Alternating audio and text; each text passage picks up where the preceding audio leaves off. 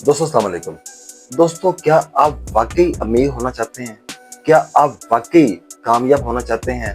क्या आप वाक़ई अपने ख्वाब अचीव करना चाहते हैं? तो आपको मेरा ये व्लॉग सारा देखना पड़ेगा बिकॉज़ मैं आपको बताने जा रहा हूँ मैनिफेस्टेशन के बारे में। मैनिफेस्टेशन अगर आपकी लाइफ में नहीं है, तो आप अपने दिमाग से ये चीज़ निकाल दें कि आपके पास दौलत आएगी। दौलत की अट्रैक्शन आपकी तरफ नहीं होगी अगर आपके अंदर मैनिफेस्टेशन नहीं है। मैनिफेस्टेशन है क्या? इसको समझना बहुत ज़रूरी है। मैनिफेस्टेशन आप जब किसी चीज़ की अर्ज करते हैं, देखें आप जब किसी चीज़ को अपने लेना होता है, हासिल करना होता है, तो सबसे पहले क्या होता है? उसका ख़्याल आता है।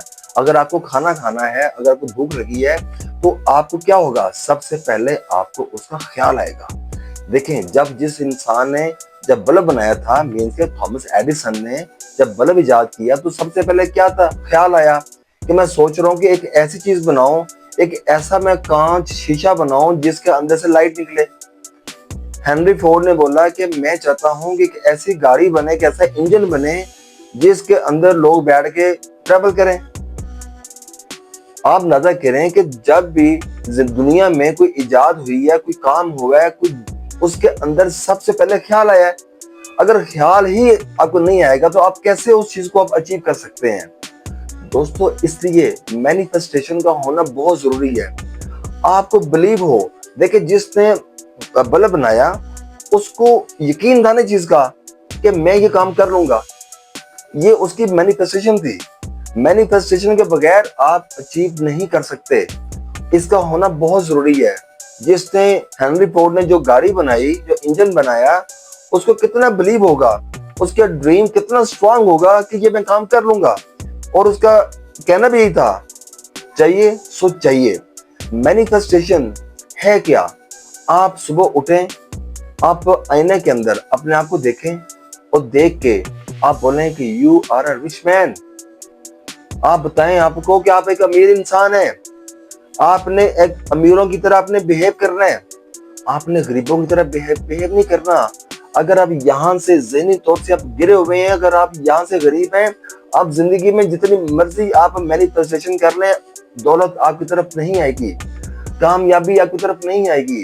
कुछ लोग आपने जिंदगी में देखे होंगे जिनको सिर्फ रोने की आदत है। लोग रोते रहते हैं, मांगते रहते हैं, हाथ यूं रखते हैं, उनको मांगने की आदत पड़ जाती है। इंसान के अंदर ईगो भी होनी चाहिए।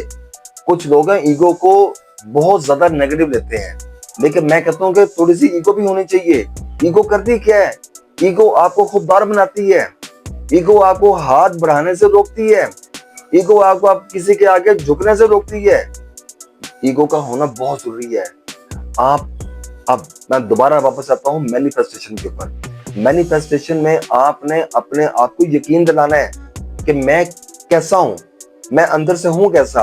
उसकी एक छोटी सी मिसाल है, कभी एक आप जो कपड़े पहनते हैं, आप एक जोड़ा आप ड्राई क्लीन करवा लें, धोबी से बोलना है कि भाई इसे जो ना स्टार्च कल्फ लगा के इसको तैयार करें, वो आप जोड़ा पहने, आप यकीन करें उस दिन आप जिस दिन पहनेंगे आपकी फील कुछ और होगी।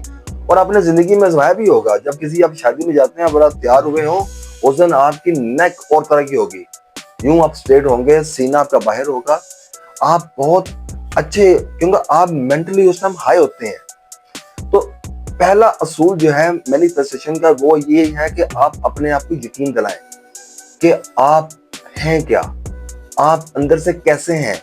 आपने अपने अंदर से गुर्बत वाली चीज चाहिए निकालनी है। एंड्रयू कार्नेगी ये कौन था? ये वो इंसान था जिसने नेपोलियन हिल को थिंक एंड ग्रो रिच लिखने पे मजबूर किया। इसने कहा कि कुछ ऐसा फार्मूला लेके आओ जिस फार्मूले से लोग अमीर होते हैं। वो कहते हैं मैं कहां से लेके आऊं? वो कहते हैं काम करो, रिसर्च करो, जितने भी अमीर लोग हैं इन सब का आप इंटरव्यू चेक करो, इनके अंदर से निकालो कि किस फार्मूले के तहत ये लोग अमीर हुए। उसने जब पूरी उस बुक को कंक्लूड किया, उस बुक के अंदर जो पहली चीज थी वो क्या चीज थी? आप यहां से अपने आप को वैसा महसूस करना शुरू कर दें जैसा आप होना चाहते हैं। अगर आप अपने आप को महसूस ही नहीं करेंगे तो आप कुछ भी नहीं कर सकते। आपका अगर आप जिंदगी में अगर कुछ रिसीव करना चाहते हैं, जो आप लेना चाहते हैं दुनिया से, पहले आपको वो दुनिया को, वो कुदरत को देना पड़ेगा। इसके बगैर आप उसको रिसीव नहीं कर सकते।